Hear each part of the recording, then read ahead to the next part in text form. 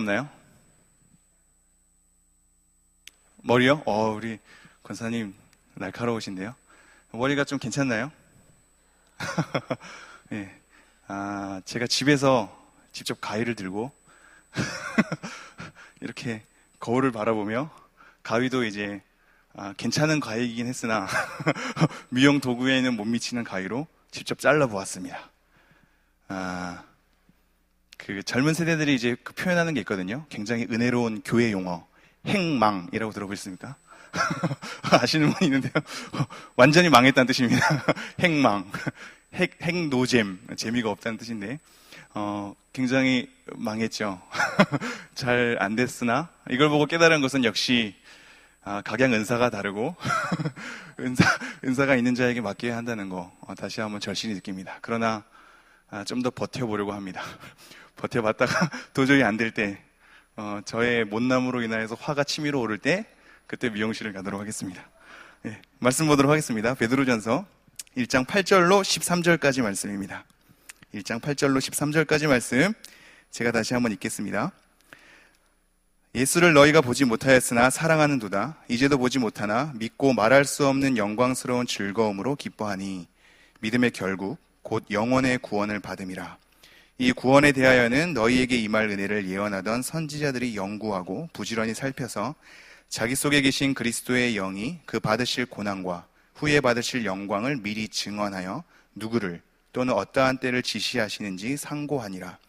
이 섬긴 바가 자기를 위한 것이 아니요 너희를 위한 것임이 계시로 알게 되었으니 이것은 하늘로부터 보내신 성령을 힘입어 복음을 전하는 자들로 이제 너희에게 알린 것이요 천사들도 살펴보기를 원하는 것이니라.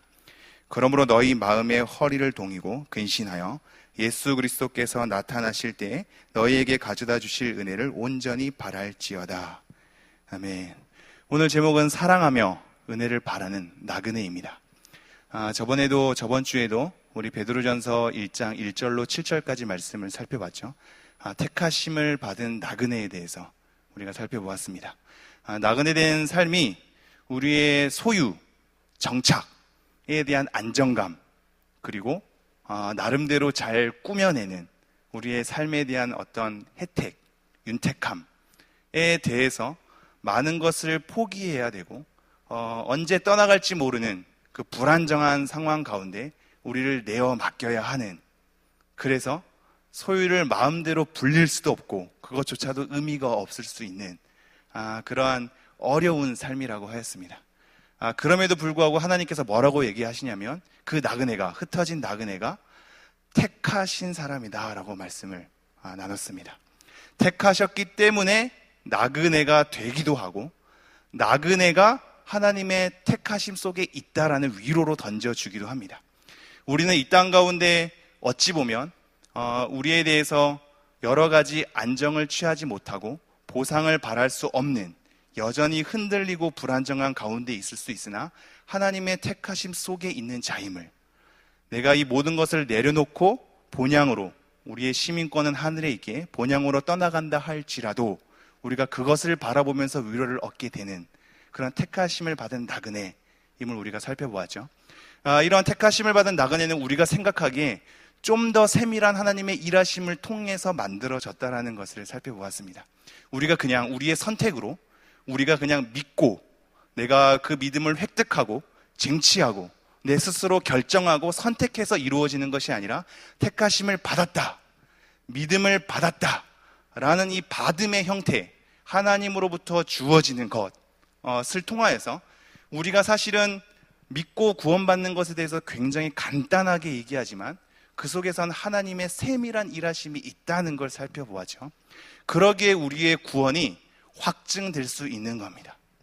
우리 스스로 만들어내서 연약하고 불완전한 우리가 만들어낸 것을 토대로 구원이 확증되는 게 아니라 하나님께서 세밀하게 일하신 그 일하심을 통해서 확증되는 겁니다.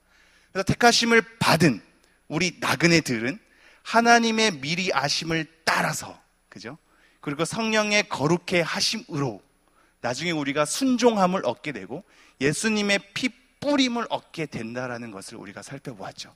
그리고 우리가 나중에 하나님을 통하여서 거듭나게 하고 그것을 통해서 산 소망이 있게 하고 썩지 않을 기업을 이어받는 그 하나님의 일하심에 대해서도 우리가 또 살펴보았습니다. 나중에는 예수님이 다시 나타나실 때에는 칭찬과 영기와 존귀로서 우리를 다시 한번 맞이하게 하시겠죠. 그것을 보면서 우리의 현재의 나그네된 삶이 굉장히 어렵다 할지라도 참으며 나아가는 것을 우리가 좀 살펴보았습니다. 오늘 말씀은 그렇게 이어지는데요. 제가 다시 한번 8절 읽겠습니다. 예수를 너희가 보지 못하였으나 사랑하는도다. 이제도 보지 못하나 믿고 말할 수 없는 영광스러운 즐거움으로 기뻐하니. 여러분 한번 잘 생각해 보십시오. 쉽게 아멘 하지 마시고 생각하고 한번 아멘 해 보십시오. 여러분 하나님을 사랑하십니까?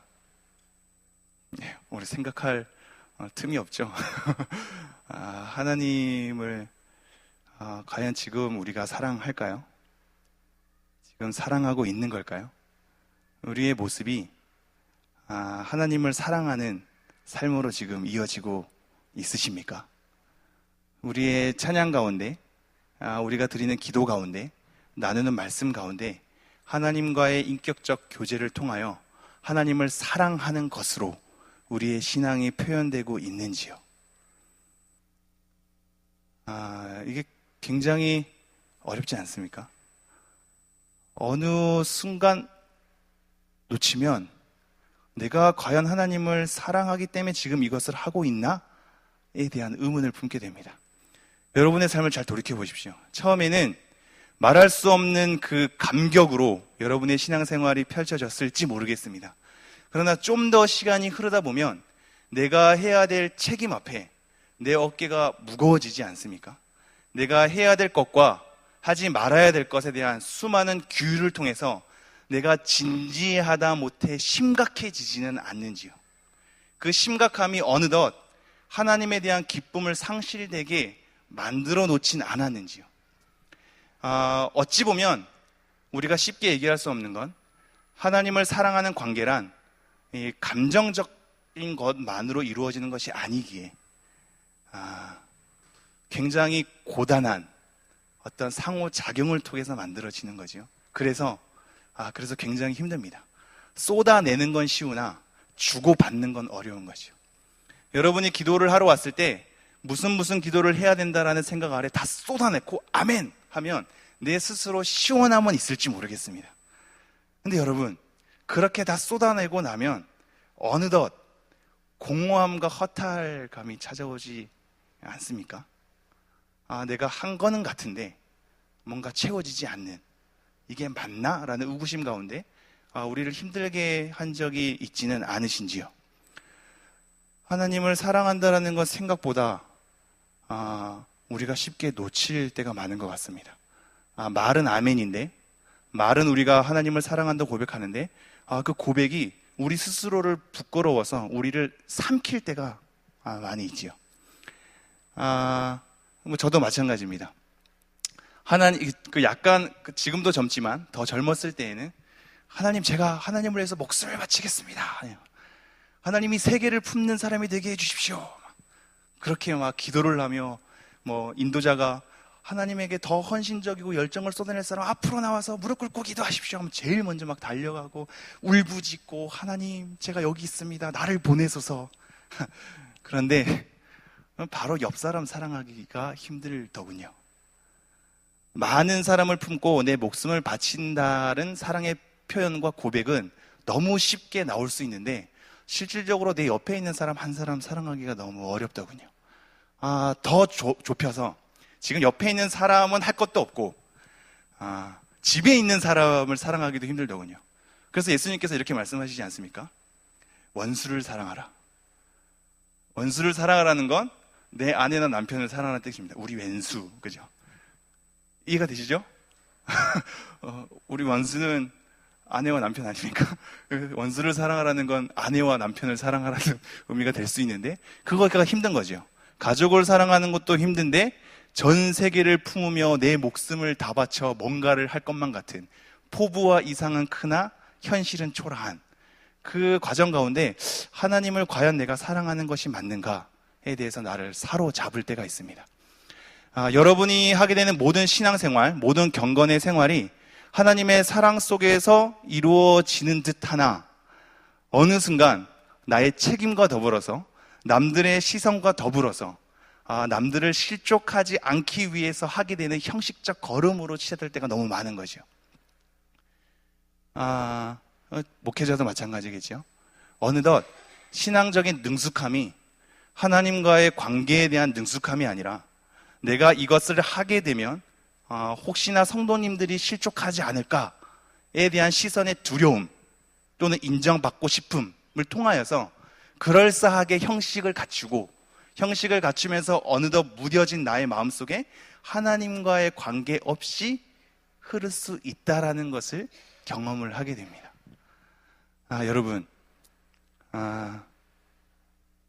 하나님을 사랑하지 않고 설교하는 게 가능할까요? 제가 경험하건대 가능합니다.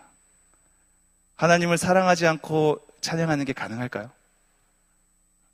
가능하더군요. 여러분의 봉사와 헌신이 사랑 없이, 하나님에 대한 사랑 없이 진행될 수 있을까요? 그럴 수 있더군요. 우리가 하는 모든 경건이 그럴싸한 모습으로 남에게 그럴싸한 형식으로 갖춰질 수는 있으나 하나님의 사랑 없이 이루어질 수 있음이 우리 스스로를 되게 소스라치게 만듭니다. 이거는 제가 지어내는 말이 아닙니다. 고린도전서 13장을 보십시오. 천사의 말이나 방언을 할지라도 불사르는 그 구제를 할지라도 사랑이 없으면 아무 소용이 없다 얘기하죠. 이것은 반대로 뭘 얘기하냐면 그런 사랑 없이 가능할 수 있다라는 것에 대한 경각심이거든요. 제 스스로도 그렇게 경험이 됩니다.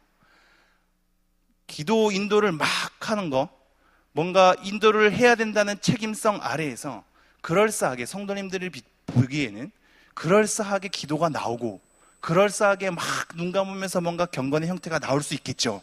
근데 그 안에 하나님의 사랑이 없이 진행될 수 있습니다. 이게 우리를 쉽지 않게 만듭니다. 여러분, 하나님 사랑하십니까? 하나님 사랑한다고 쉽게 고백이 나오시는지요? 지금 본 말씀이 우리에게 그러한 삶으로 다시 한번 돌아보게 합니다. 제가 말씀 다시 한번 읽어보죠. 8절.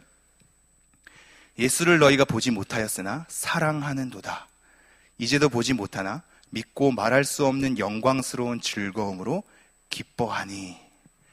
어떻게 보면 믿음의 본질은 하나님과의 관계입니다. 믿음의 본질은 하나님과의 관계입니다. 일방적인 나의 쏟아냄이 아닙니다. 일방적인 나의 호소가 아닙니다. 하나님, 나 알아주십시오. 하나님, 내가 이것이 필요합니다. 하나님, 이렇게 해주십시오. 하나님, 잘못했습니다. 이거에 대한 쏟아냄은, 일방적 쏟아냄은 생각보다 쉽습니다. 물론 시간이 지나면 주고받음의 관계가 형성되지 않은 채 계속 일방적인 쏟아냄만 하게 되면 나중엔 그 쏟아냄마저 안 나옵니다. 허무한 거죠. 뭔가 내 마음을 만져주거나 하나님 그 안에 관계하는 관계가 없으면 이 쏟아냄의 헌신과 봉사는 어느덧 내가 뭐하고 있지라는 의구심으로 나를 돌아서게 만듭니다. 여러분, 여러분의 자녀가 교회 봉사 많이 하는지요? 지금 당장 봉사 많이 하는 것 자체가 그들의 경건의 내용을 결정하지 않습니다. 내 자녀가 지금 교사로 봉사하고 반주자로 봉사하고 찬양팀으로 봉사하고 성가대로 봉사하는 게 너무나 멋지고 너무나 흡족하시겠지요. 어떤 분의 자녀들은 그렇지 못해서 내가 뭔가 하나님 앞에 죄스러움을 느낄지도 모르겠습니다. 여러분, 근데 그 형식이 남에게 나타내지는 바가 그들의 경건의 내용을 다 결정하지 않습니다. 물론 그렇다고 해서 그러한 모습조차 없는 사람이 또 경건의 내용을 가지고 있다고 말할 수도 없겠지요.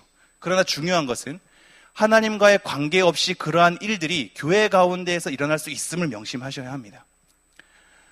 우리가 보이는 열심들이 그 안에 하나님 사랑 없이 이루어질 수 있는 겁니다. 그것이 나중에 하나님의 사랑 없이 일방적으로 쏟아내는 열심과 호소와 강구와 쏟아냄들이 하나님 관계없이 일어나면 나중에 모든 걸 놔버리게 됩니다.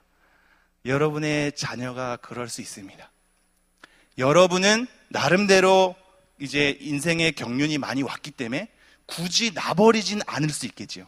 젊은 세대는 그렇지 않습니다. 놔버리면 그만입니다. 다른 길 찾아내면 그만입니다. 여러분은 명분의 시대 속에 살았기 때문에 우리가 양반 시대 속에 명분을 중요시하는 것, 내가 저 사람 앞에 어떻게 서는 것, 저 사람에게 내가 실수하지 않는 것, 나름대로 내 경건의 태도를 보이는 것으로 살았던 기성세대 속에는 쉽게 놓는 것이 그렇게 자연스럽게 흘러나오지 않으나 여러분, 다음 세대는 그렇지 않습니다. 그렇다면 중요한 것은 믿음의 본질, 하나님과의 관계입니다. 하나님과의 관계가 내가 제대로 맺어지고 있는가? 찬양 가운데 나는 하나님과의 관계를 쌓고 있는가?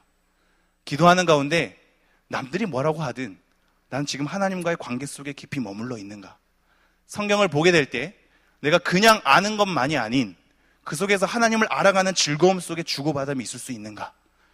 저에게는 이런 적용이 있을 수 있겠죠. 지금도 설교를 하는데 내가 하나님의 사랑 가운데 하나님을 인식하고 설교할 수 있는가?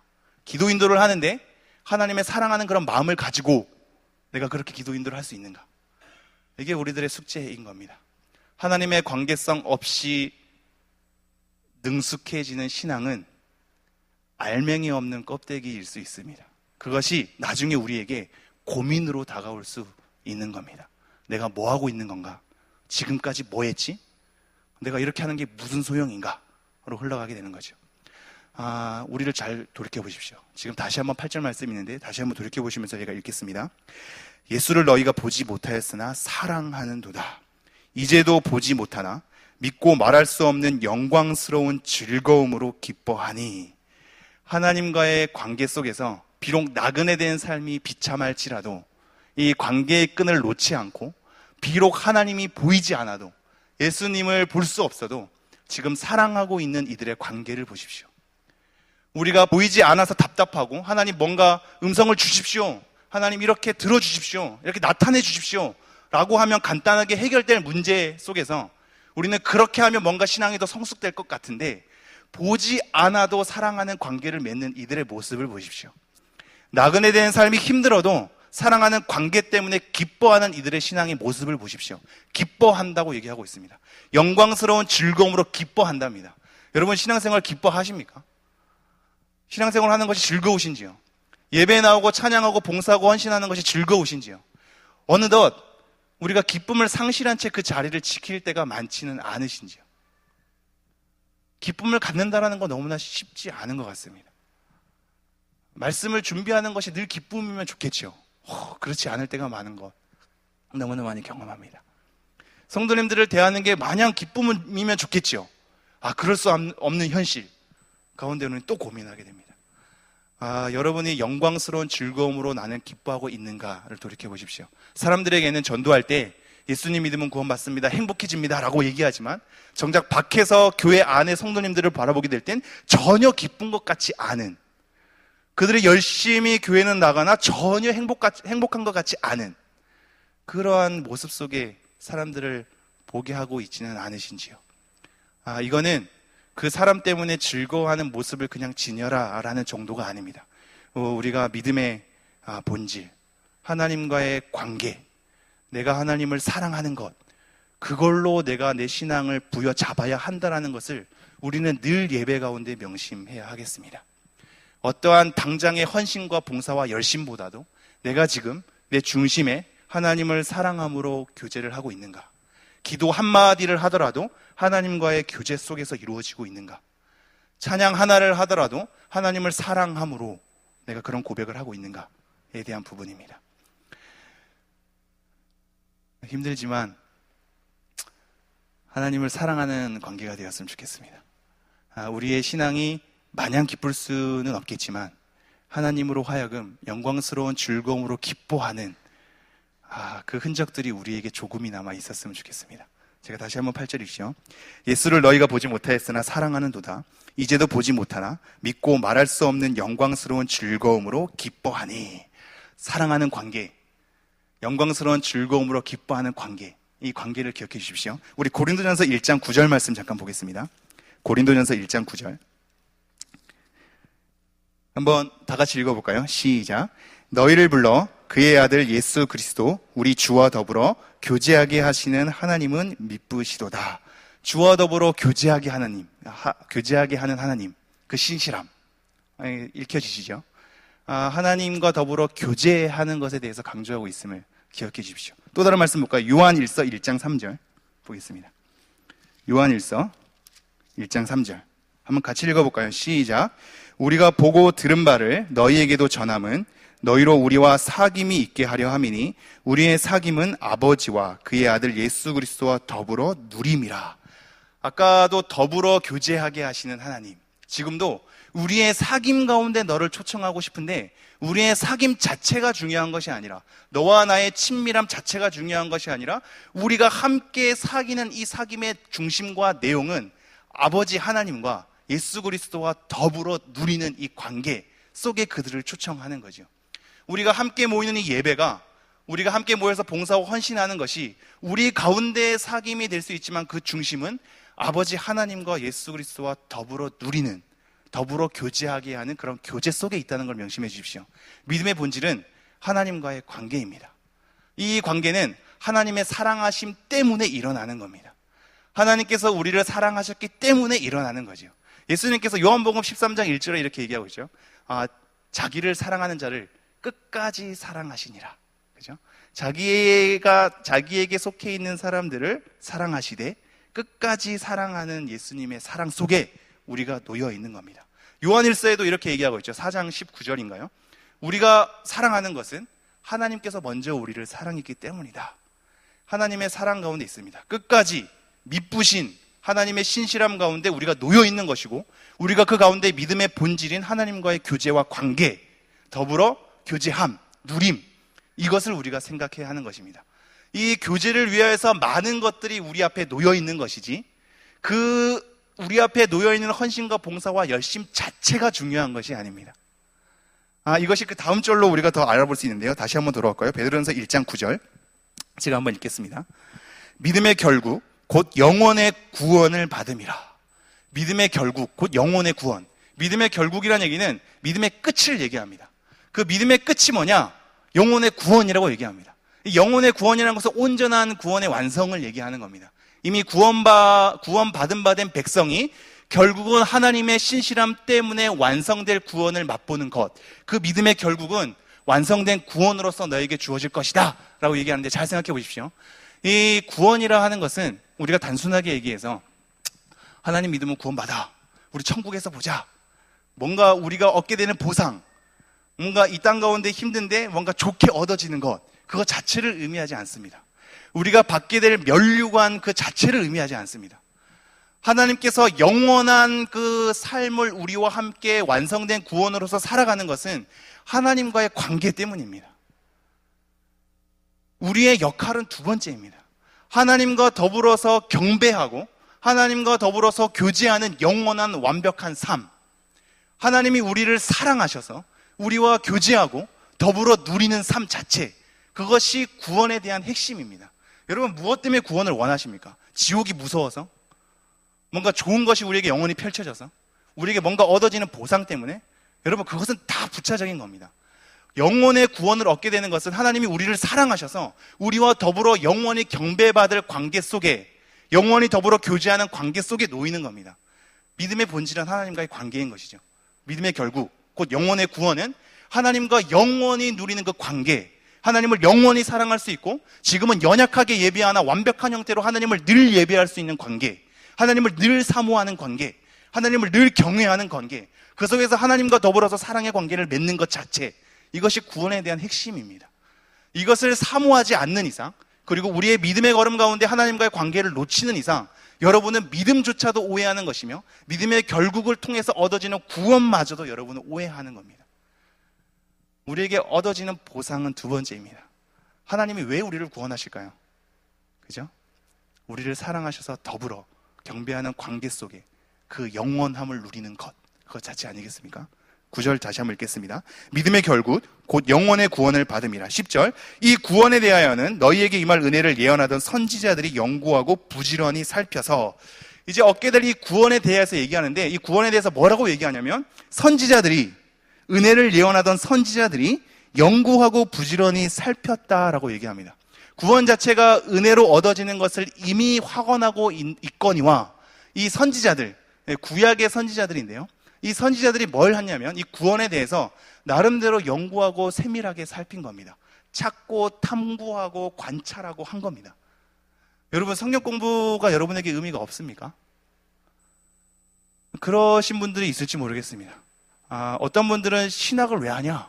그럼 그 믿음이 오히려 더 후퇴하는 것 같아. 목사로 들어갔다가 평신도로 졸업해서 나온다. 이런 비유를 많이 쓰지 않습니까? 여러분, 그것은 신학을 잘못했기 때문에 그렇습니다. 신학을 제대로 하고 제대로 연구하고 살피면 하나님에 대한 경외감이 더 커질 수밖에 없습니다.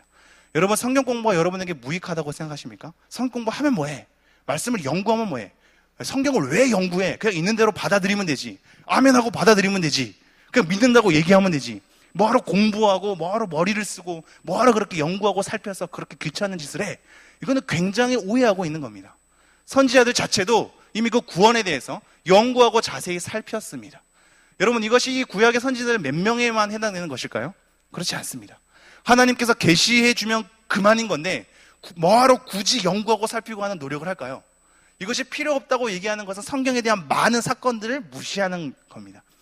엘리사를 보면 생도들이 함께 있었습니다. 그죠? 그거를 현대의 말로 선지자 학교라고 얘기하는데요. 굳이 하나님께서 다 계시하는 것으로 만족하고 끝나버리면 생도가 있을 이유가 없습니다. 그들이 함께 모여서 연구하고 나름대로 세밀하게 살펴서 하나님의 뜻을 상고하고 그렇게 탐구할 필요가 없는 거죠. 그들은 탐구했습니다. 나중에 에스라가 포로 귀환을 통하여서 하나님 말씀을 대변할 때 이것에 대해서 뜻풀이를 하는 사람들이 다 가서 그 말씀을 가르쳤습니다. 그들이 자복하고 회개하죠. 나중에 아볼로, 신학에 넘어가서 똑같습니다. 아볼로라는 사람이 하나님을 경외하는 자다, 언변이 되게 능통한 자다, 성경에 능통한 자다라고 소개하고 있습니다. 그런데 이렇게 성경에 능통하고 언변이 훌륭하고 하나님을 경외하는 자가 나중에 브리스길라와 아굴라, 이 두 부부가 성경을 자세히 풀어서 가르친다라고 얘기하고 있습니다. 그에게 가르치니 예수님을 제대로 알게 된 것이죠. 여러분, 부지런히 연구하고 살피는 것이 여러분의 삶에 필요합니다. 여러분의 신앙이 거저 얻어지는 것 아닙니다. 은혜가 아무것도 없이 그냥 하나님께서 쑤셔 넣는 것, 물론 그럴 수도 있습니다.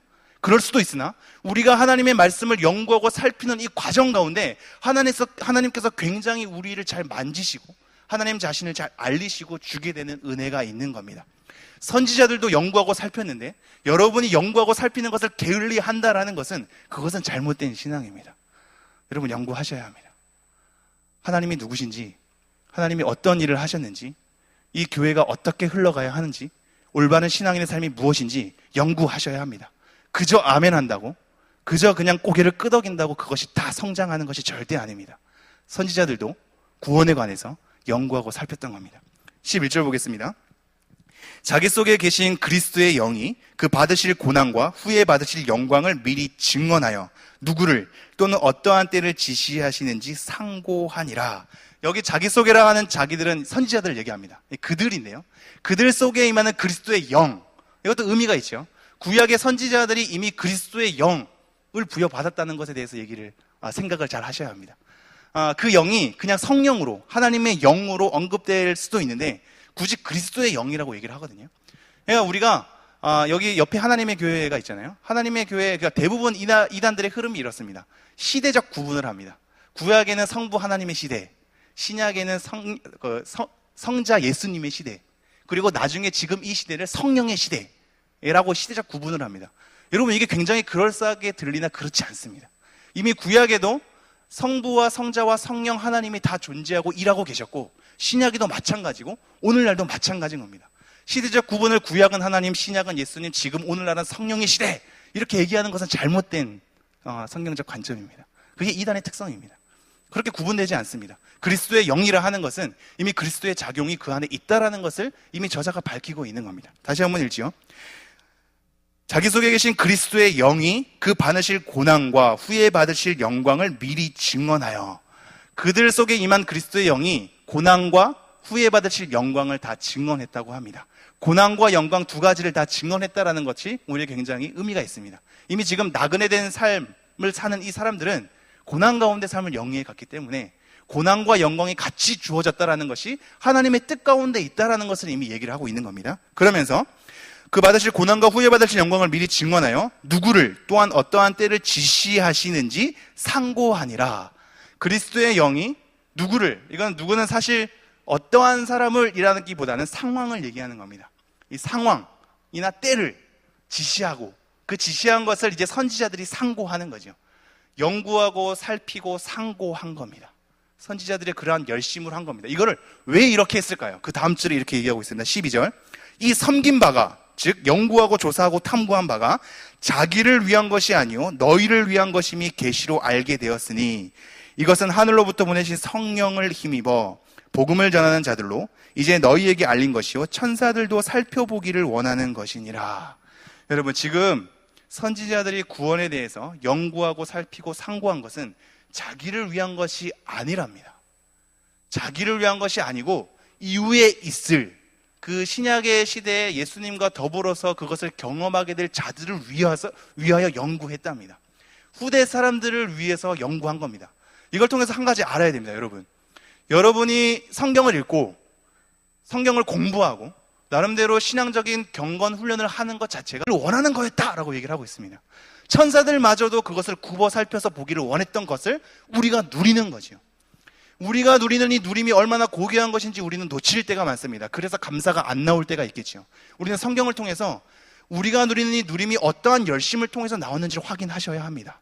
여러분이 얻게 된 그 믿음과 믿음을 통하여서 얻게 된 그 구원이 성부 하나님과 성자 하나님과 성령 하나님의 어떠한 열심을 통하여서 나왔는지, 또 뿐만 아니라 구약 선지자들의 어떠한 섬김을 통하여서 나왔는지, 우리에게는 신약 사도들을 통하여서 어떠한 섬김을 통해서 우리에게 주어졌는지, 더 나아가서는 우리 한국 초기 선교사님들 그리고 우리 믿음의 선배들을 통해서 우리에게 어떻게 주어졌는지, 내 직접적인 믿음의 선배인 우리 부모님을 통해서 나에게 어떻게 흘러왔는지, 이것에 대해서 우리가 간과하는 이상 우리가 얻게 된 이 누림에 대해서 쉽게 여길 수 있는 겁니다. 여러분, 여기서부터 하나님에 대한 사랑과 기뻐함이 흘러나올 수 있는 겁니다. 나를 위해서 하나님께서 어떻게 일하셨는지, 하나님께서 그 선지자들을 통해서 어떻게 일하셨는지, 후대 역사를 통해서 어떻게 나에게 이러한 믿음이 주어지게 됐는지, 이를 알게 될 때 우리의 삶의 불평과 이해할 수 없는 것들이 하나님과의 관계 속에서 하나님을 사모함으로 나아갈 수 있게 만드는 겁니다. 그래서 이렇게 얘기하죠. 13절. 그러므로 너희 마음의 허리를 동이고 근신하여 예수 그리스도께서 나타나실 때 너희에게 가져다 주실 은혜를 온전히 바랄지어다.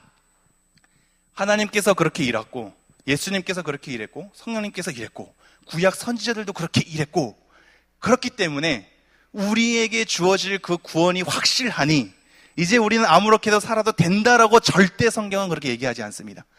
하나님의 은혜가 이렇게 펼쳐지고 있으니 그러므로 너희들은 마음의 허리를 동여라, 조여매라, 뭔가 이 태세를 갖춰라, 굳게 동여매라 라고 얘기하죠. 근신하라, 깨어있어라. 그러면서 얘기해요. 허리를 동이고 근신하여 예수 그리스도께서 나타나실 때 너희에게 가져다 주실 은혜를 온전히 바라라. 나중에 예수님께서 나타나실 때 우리에게 칭찬과 존귀와 영광으로 나타나시는 그 삶에 대한 기대 속에서 하나님의 은혜를 온전히 바라는 쪽으로 우리에 대한 근심과 마음의 허리를 동여맴이 나온답니다. 하나님을 너무나 사모하기에 믿음의 결국, 영혼의 구원을 얻게 되는 것이 하나님과의 관계 속에 있기에, 지금은 우리의 연약함 가운데 우리가 찬양이 잘 될 때가 있고 잘 안 될 때가 있으며, 기도가 잘 될 때가 있고 잘 안 될 때가 있고, 섬김이 잘 될 때가 있고 잘 안 될 때가 있고, 어쩌다가 저 사람을 잘 섬겨주기다가도 뒤에서는 또 시기하는 마음이 막 솟구쳐 오르는 우리의 연약함과 제약의 습성 가운데 하나님을 사랑한다고 감히 얘기하기가 어렵고, 신앙생활을 잘한다고 감히 얘기할 수가 없어서 우리 스스로 초라해지나, 나중에 하나님께서 완성된 구원을 얻게 될 때 하나님을 영원히 경배하고 온전한 형태로 하나님과 교제하는 그날, 그 은혜를 바라면서 오늘의 삶에 대해서 마음의 허리를 동이며 근신하며 나아가는 것에 대해서 성경이 얘기하고 있는 겁니다. 여러분, 하나님의 은혜가 놓였다고 우리의 책임이 회피되지 않습니다. 하나님의 은혜가 우리 앞에 놓였기에 우리의 믿음의 결국, 영혼의 구원을 통하여서 하나님과 영원히 교제할 완벽한 형태로서 경배의 관계와 교제의 관계와 더불어 누리는 관계로서 우리를 초청하는 것이 확증돼 있기에 그날을 바라보며, 그때 주실 은혜를 바라보며 우리의 현재 삶을 걸어가는 겁니다. 우리 로마서 15장 4절 말씀 보고 마무리하도록 하겠습니다. 로마서 15장 4절입니다. 우리 함께 읽을까요? 시작. 무엇이든지 전에 기록된 바는 우리의 교훈을 위하여 기록된 것이니 우리로 하여금 인내로 또는 성경의 위로로 소망을 가지게 함이니라. 우리에게 기록된 바는 우리를 교훈하게 하기 위해서 기록된 것인데 인내로, 또는 성경의 위로로 소망을 가지게 한답니다. 인내와 성경의 위로를 통해서 소망을 가지게 하는 것, 바라는 것, 기다리게 하는 것, 인내하게 하는 것, 하나님의 은혜를 다시 한번 쳐다보게 하는 것, 그래서 더 기도하게 하는 것, 우리의 나그네된 삶의 비참한 현실을 다시 한번 마음의 허리를 독려매고 근신하게 하는 것, 그것이 결국 우리가 누릴 영원한 하나님과의 교제, 관계, 은혜를 통하여서 흘러가는 겁니다. 여러분, 하나님으로부터 힘을 공급받았으면 좋겠습니다. 그리고 여러분의 섬김과 열심이 하나님의 은혜가 주어지는 그날까지의 걸음들이 하나님을 사랑하는 관계 속에서 이루어졌으면 좋겠습니다. 이것이 쉽지는 않겠지만 우리가 늘 염두에 두지요. 하나님을 사랑하기 때문에 내가 이 자리에 서 있고, 하나님을 사랑함으로 그 모든 봉사와 섬김이 나와야 한다는 것, 찬양과 기도와 말씀들이 하나님을 사랑하는 것으로, 그리고 은혜를 바라보는 것으로 이 관계 속에서 우리가 이루어져야 한다는 걸 다시 한번 가슴에 새기고, 내가 하루 동안 하나님을 얼마나 생각하는지를 돌아보면서 우리의 신앙을 잘 갖춰갔으면 좋겠습니다. 기도하겠습니다. 하나님, 우리의 마음을 하나님께서 온전히